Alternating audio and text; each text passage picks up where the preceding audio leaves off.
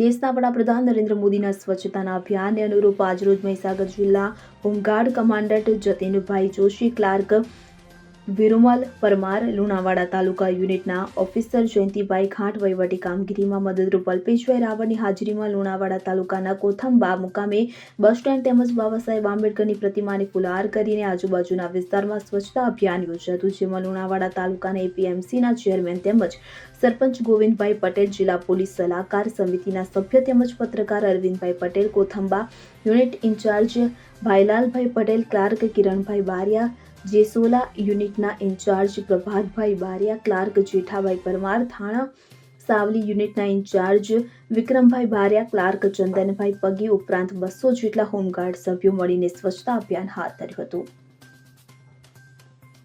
સંદીપ દેવાસરે સાથે CN24 news Mahisagar.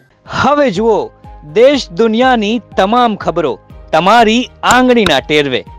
ઉઠાવો mobile અને Google Play Store પરથી ડાઉનલોડ કરો અમારી CN24 ન્યૂઝ મોબાઈલ એપ.